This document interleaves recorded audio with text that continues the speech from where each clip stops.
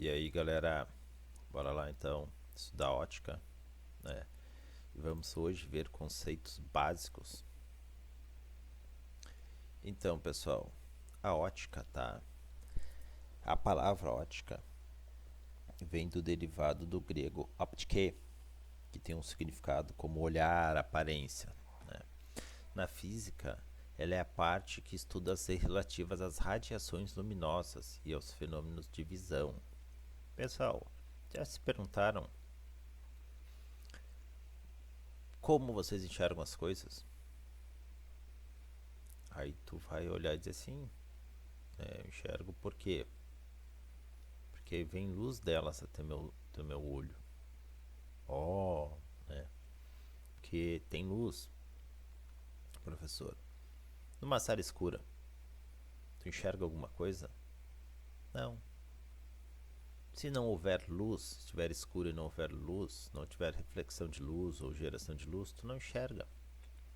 Porque teus olhos precisam, né? Que essa luz refletida ou emitida pelo objeto chegue até ele e ele vai captar, né? Vai ser uma espécie de sensor, vai transformar essa informação, né, em ondas elétricas e vai mandar até o cérebro, né, em sinais elétricos, vai mandar para o cérebro e o cérebro vai interpretar. Então, pessoal, eu preciso ter luz para enxergar as coisas. E aí eu tenho que classificar, tá? Quando eu tenho luz, eu tenho que classificar como corpos luminosos e corpos iluminados. Eu vou dar um exemplo aqui. Eu vejo meu livro. Eu vejo porque tem uma luz que bate nele e essa luz vem até meu olho. Pergunta: ele gerou luz ou ele refletiu luz? Ah, ele refletiu. E se eu ligo uma lâmpada? A lâmpada refletiu luz ou ela gerou luz? Ah, ela gerou luz, né? Então, quando os corpos têm a luz própria, elas produzem, né, essa luz e emitem, eu digo que é um corpo luminoso. Quando ela reflete a luz, porque essa luz foi gerada por um outro corpo, né, ela simplesmente está refletindo, eu digo que esse corpo é um corpo iluminado. Tá? Então tem que ser uma coisa um conceito bem básico, né? Um corpo luminoso, ele emite luz própria, e o corpo iluminado, ele reflete uma luz, né, que vem de outro corpo. Quanto, pessoal, às fontes de luz, tá? Nós podemos dizer que elas são pontuais ou fontes extensas. Quando a dimensão dela, dessa fonte, quando a dimensão dela em relação ao ambiente que ela está, tá, for muito desprezível, eu digo que essa fonte de luz é uma fonte pontual. O exemplo, né, que tem aqui até é uma lâmpada acesa no estádio de futebol, uma única lâmpada. O tamanho do estádio ela é, né, desprezível. Imagina uma sala ou o quarto de vocês todo fechado e escuro e acende só um LEDzinho, aquela lâmpada quadradinha bem pequenininha, LEDzinho. Em tamanho relativo ao tamanho do quarto, ela é desprezível, né? Ou tem uma casa toda fechada, né, tudo escuro assim, de repente por uma fresta na parede sai uma luzinha. Eu vou ver ali como um ponto, né, de luz, aquela luz saindo. Agora, se eu pegar e aproximar uma lâmpada de um livro, a lâmpada ali acesa, o tamanho dela em relação ao livro não é desprezível, né? Então, eu digo que isso é uma fonte extensa de luz. O Sol é uma fonte extensa de luz, porque olha o tamanho dele em relação à nossa Terra, né, ao nosso sistema solar. Agora, se eu olhar aqui da Terra à noite escura, e lá distante eu vejo uma estrela, aquele pontinho de luz, eu digo que é pontual, né?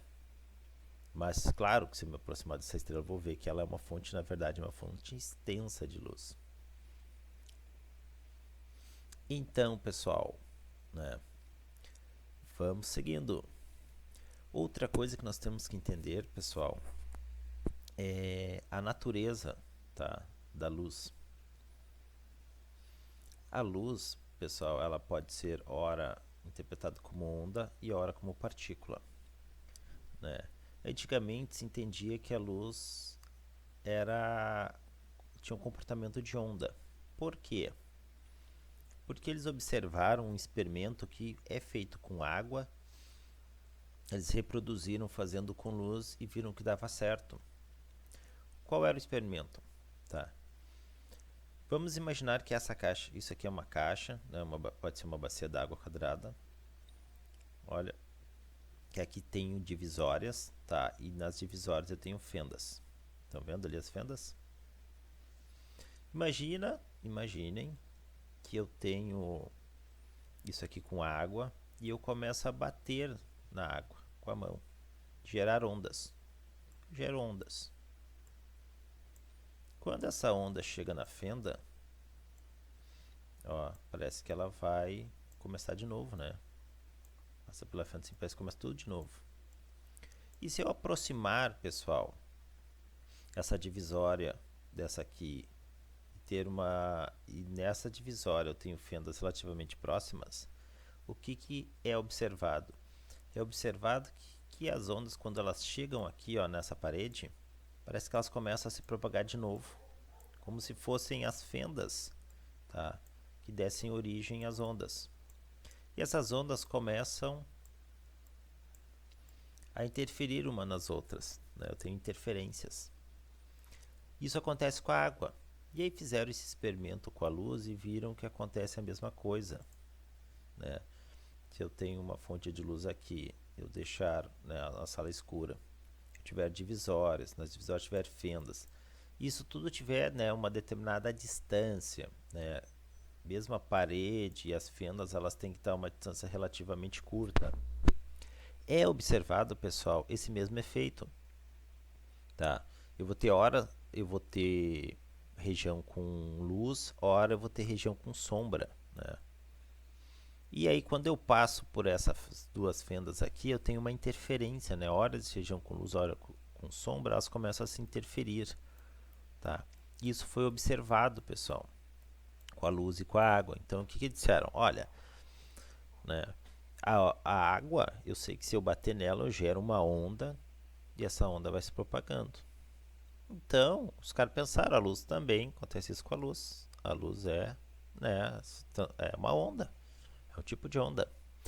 Porém, mais adiante, né, descobriram o efeito fotoelétrico, tá? Que é como se fosse a partícula tivesse, a luz tivesse uma partícula, que é o fóton, né? A luz fosse emitida por partículas, né?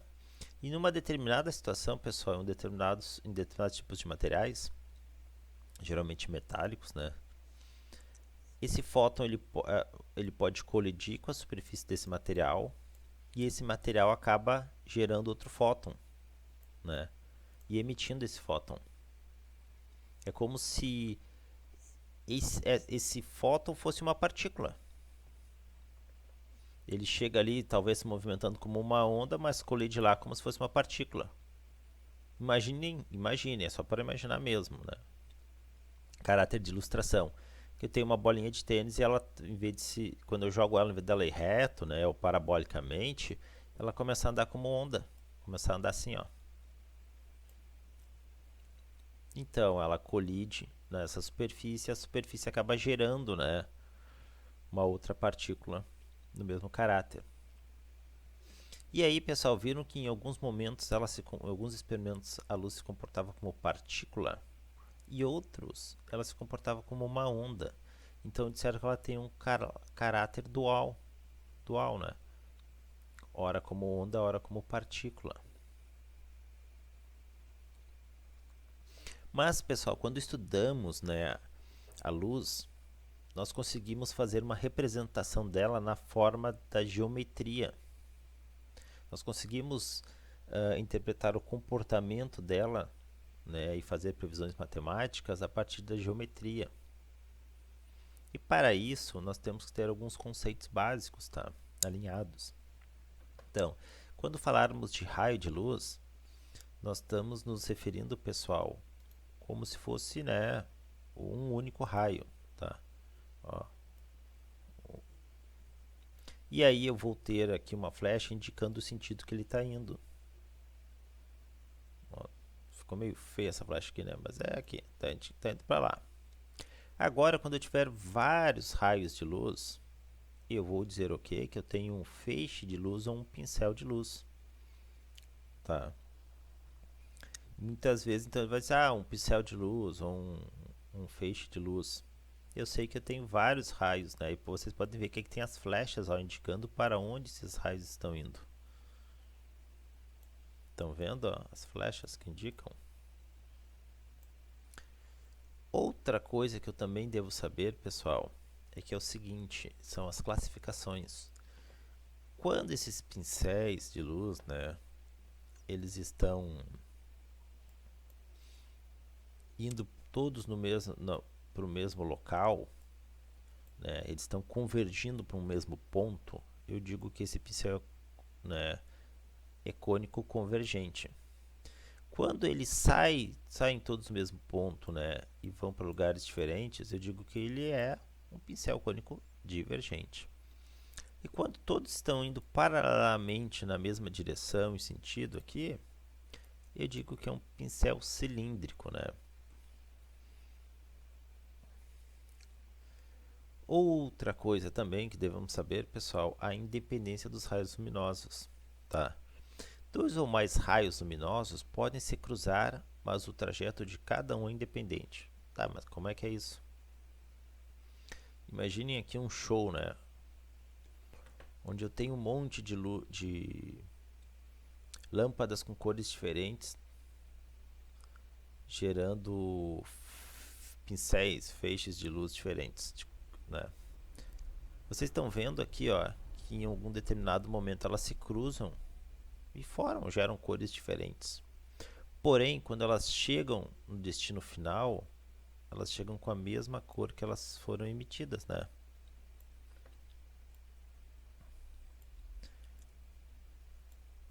O que isso significa, pessoal? Significa que uma luz, né, um feixe de luz, não interfere no outro feixe. Eles se cruzam, ali eu vou ter uma sensação de uma cor diferente, porém ele vai chegar no destino final, independente se cruzou ou não, né, com outro feixe de luz.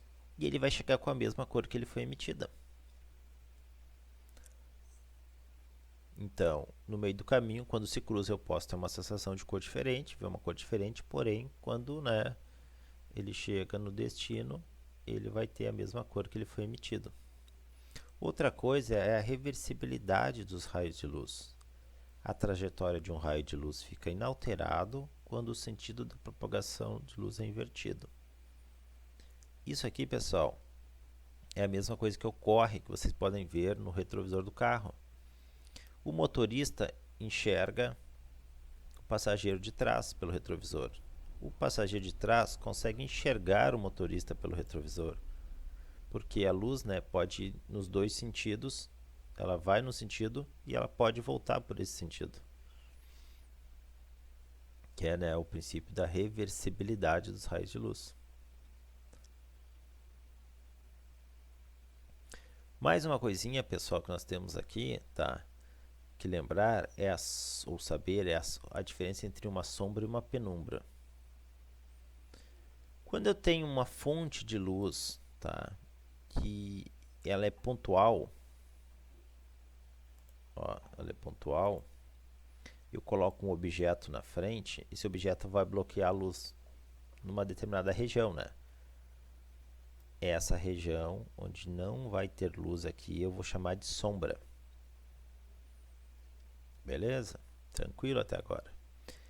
Porém, pessoal, quando a minha fonte de luz for extensa, tá? Né? Eu vou gerar uma região de luz, uma região de luz externa a ela, uma região interna que vou gerar uma região externa iluminada, tá? Vamos imaginar que ele está refletindo aqui, essa luz está incidindo numa parede, então essa região está iluminada. Eu vou ter uma região que vai ter pouca luz e eu vou ter uma região escura, né? essa região totalmente escura eu chamo de sombra. Essa região aqui, ó, com pouca luz, eu chamo de penumbra. E essa região, essa outra região aqui, ó, iluminada, é a região iluminada, né? Então, esse efeito tu não vai ver aqui quando a fonte de luz é pequena, é pontual. Tu só vai ver quando a fonte de luz é uma fonte de luz extensa. Mas por que isso ocorre? Se vocês acompanharem os feixes de luz, ó, para onde eles são projetados, ajuda a entender. Ó, acompanhem. Tem regiões que não vai chegar luz, né, que ele vai ser bloqueado. Tem regiões que vai chegar um pouco de luz, outras regiões vão chegar mais luz. Então, essa região aqui não está chegando nada de luz. Porém, essa região aqui está chegando um pouco de luz. Essa aqui também, ó, devido à projeção dos raios que estão aqui.